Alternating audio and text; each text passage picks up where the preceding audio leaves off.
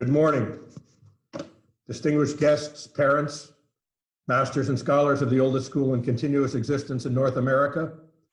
Welcome to this year's Cum Laude induction ceremony. This special event is intended principally to do two things. The first is to recognize the most distinguished scholars of the first class. In their efforts and in their accomplishments, they have put to good use the gifts they have been given. Consistently in a place that expects honest endeavor and ambitious scholarship, they have realized impressive results. We are pleased to recognize them and their achievements.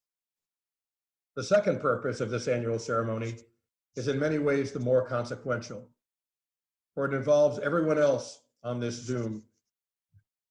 In honoring these 11 boys, we are honoring the life of the mind. We are honoring trying hard and doing well. We are affirming that at the heart of a good school is scholarly engagement. I admonish you to take to heart the example of the inductees. In most of their cases, they at some point during their RL careers decided that they would make the most of their intellectual gifts.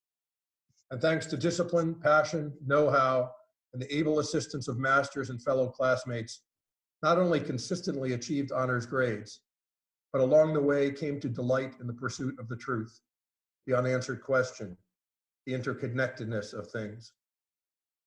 All of you boys have the capacity to strive, to grow, to change, and to know the satisfaction of ideas unearthed and potential realized. In celebrating these 11 young men, we are celebrating the potential in each of you, and also the school's longstanding commitment to academic excellence. This year, given our distinctive challenges, I think it's appropriate to consider anew the reality of smart people, or as the Brits would say, of clever people. So many things in our lives, things that bring us joy, things that bring us satisfaction, and things that bring us purpose, are the result of talented, smart people putting their gifts to work on behalf of something innovative, something useful, something meaningful. Look around whatever room in which you find yourself for this remote experience, and imagine the people who are responsible for your microwave, your laptop, your books, your pencil, your headphones, your electric lights, even the chair in which you're sitting. Each was conceived of and realized by smart people, people brimming with inventiveness and dreams and problem-solving abilities. Often these are people who are effective collaborators, eager to combine their smarts with those of another. And usually these were people who were ambitious, eager to make a difference, maybe even to change the world, and frequently to benefit themselves from what they accomplished. I like smart people. I am often attracted to them. I am regularly amazed by them. And consistently, I am grateful to them for having taught me something, for having challenged me differently, for having delighted me, or for having inspired me to do something different or creative or holy myself. While the examples I gave were largely technical or the result of reimagined technology of some kind, brilliant people I have known have been musicians and artists and actors and athletes and business people and city planners and authors and poets and philosophers and grandparents and moms and dads, and yes, even public servants.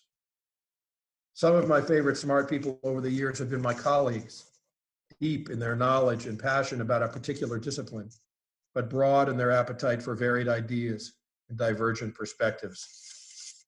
Today, as you can imagine, I am especially in awe of doctors and nurses and scientists. These people are saving our lives. Each day when Americans are treated to the briefing at the White House, perhaps you, like me, are rooting for the smart people in the room, the people who are helping, who are offering encouragement, who are speaking logically and with useful information, who offer constructive facts about reality, and yet can also foster hope where appropriate. It is so easy for me to discern the smart people on that podium. They, in this case, also happen to be truth tellers. They also happen to represent character. They represent virtue. And that's where I want to finish. Last week, Professor Burke told us that the Holocaust would not have happened were it not for the sinister agency of Hitler, one physically inconsequential man. He was smart. He was clever.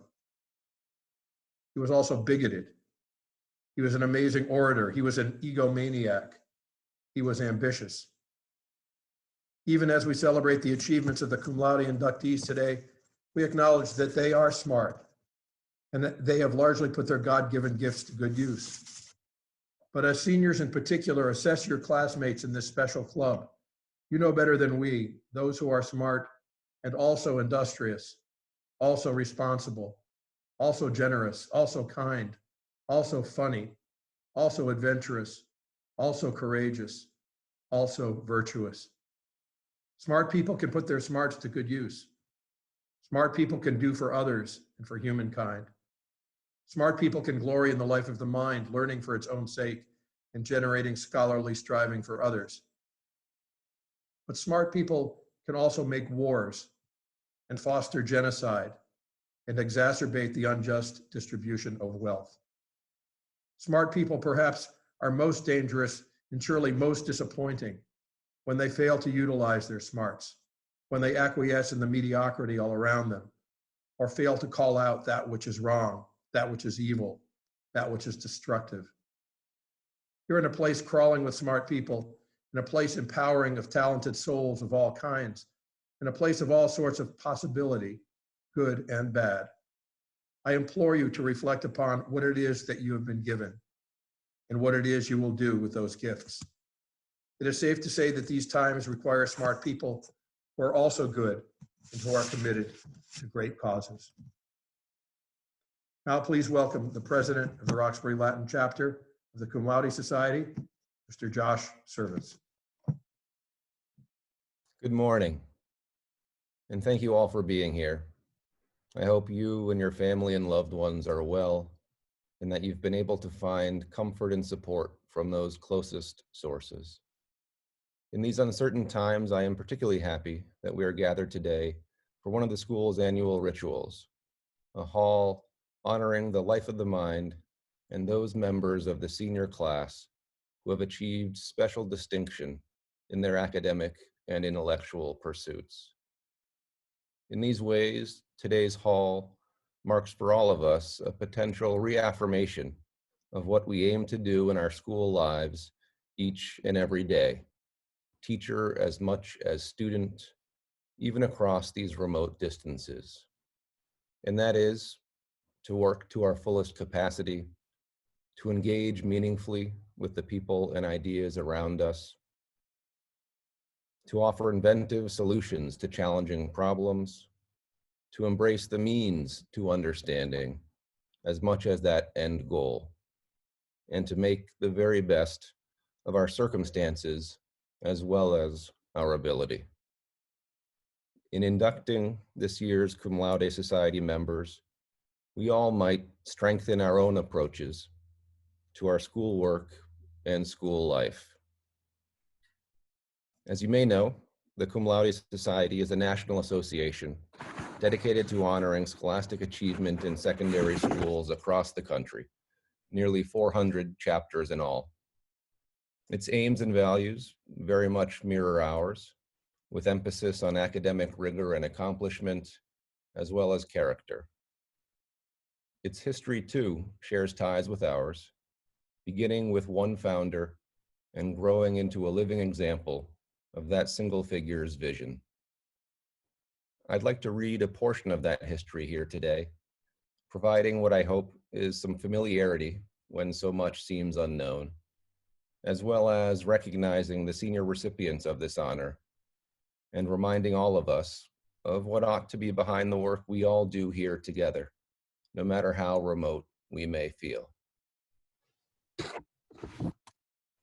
The society, which this morning honors the outstanding academic achievements of a small group of Roxbury Latin students, was founded over a century ago at the Tome School in Port Deposit, Maryland.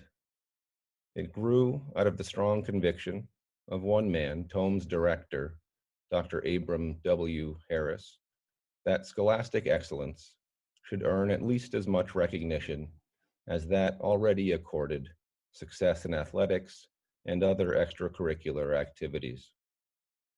Dr. Harris envisioned a society modeled on the college-level Phi Beta Kappa Society that would recognize and encourage true scholarship. In May 1906, he and 4 of his colleagues, all members of Phi Beta Kappa in their college days, established at Tome the original chapter of what they named the Alpha Delta Tau Fraternity, which became in 1916 the Cum Laude Society. Today, that single small community of scholars has grown to include over 300 independent and public schools that were granted charters by a governing board of regents on the basis of demonstrably superior academic quality. However, the original intention of Dr. Harris and his co-founders remains intact. The member schools continue to recognize intellectual commitment and scholarly achievement through the annual induction of a few students who demonstrate intellectual leadership, moral integrity, and academic accomplishment. Across the country each spring, during induction ceremonies like this one, local chapters of the Cum Laude Society pay tribute to the spirit of the founders, Dr. Harris and his colleagues, men now long deceased, who proclaimed an undying belief in the importance of the examined life, in the life of the mind. By formally recollecting our origins each year, we also reaffirm our commitment to the Society's original and abiding motto, 3 Greek words represented by 3 letters of the old Alpha Delta Tau name. Alpha stands for arete, excellence.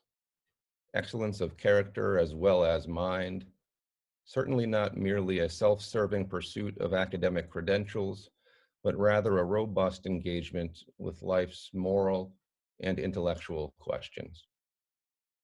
Delta for DK, justice. Justice not only in the sense of discriminating between right and wrong, but also in the sense of determining what is suitable and appropriate, what is well balanced and proportioned. Tau for Time, honor. Honor that goes deeper than a concern for public image and acclaim, honor that signifies a sense of private integrity and individual dignity, a sense of true and substantial inner worth. Arete, DK, Time, 3 words with deep roots in our past and far-reaching implications for our future. A motto that radiates qualities of mind and character which, ideally, each member of the society will espouse as his own values and strive to instill in others throughout his life.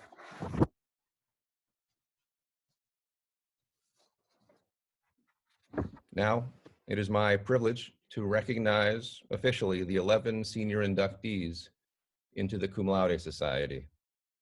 Will you please congratulate them with me as I read their names? Avi Benjamin Attar. Aiden Starling Cook. John Gerald Harrington. David Harley LaFond. Eric Ma.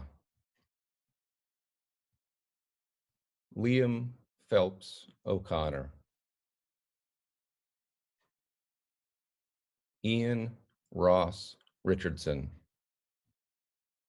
Michael Alexander Stankovich.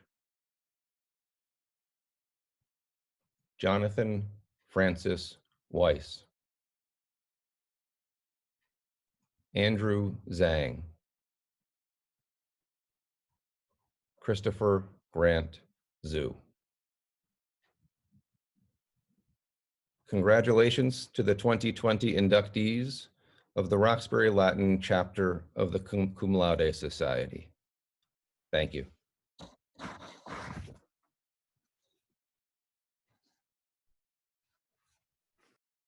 Now, as the applause has begun to wane, I add my own congratulations to those of Mr. Service, not only for jobs well done, but for being such good company.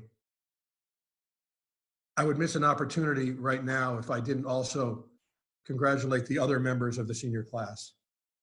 We will have opportunities to salute you in the next month or so, but tomorrow marks an important, poignant point in your own odysseys as you will attend class at Roxbury Latin for the last time. In that regard, I know some of you are feeling that it's a great relief, but others will feel a little bit wistful about that moment and what it signals about your relationship with this school that will go on forever, will not be quite the same as it is right now. For all your good work, especially in these last few weeks, for your perseverance, I am in your debt and I admire you. Now I'd ask you all, please, in your own way, to prepare to pray. O God, who is the Alpha and the Omega, who knows us in our beginnings and our endings, who challenges us and loves us, remind us always of our responsibility to the truth and of the expectation that whatever the endeavor, we will do our part. In celebrating the honing of skills and the acquisition of knowledge, turn our heads and hearts always to the development of wisdom and the habit of generosity.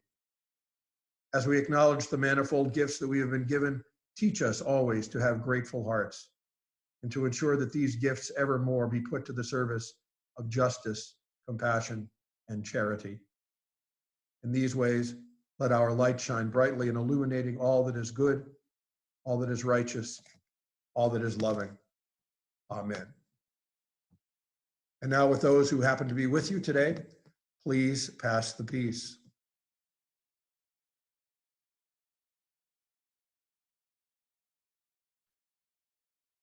Gentlemen, I hope that you have a good day.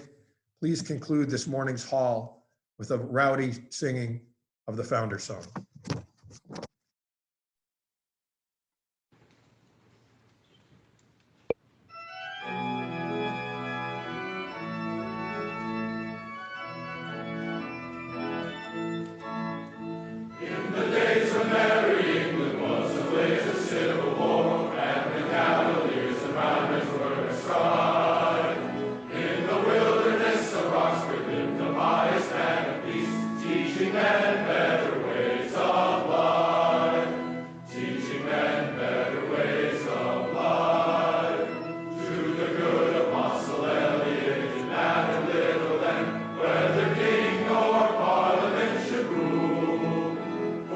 Taught us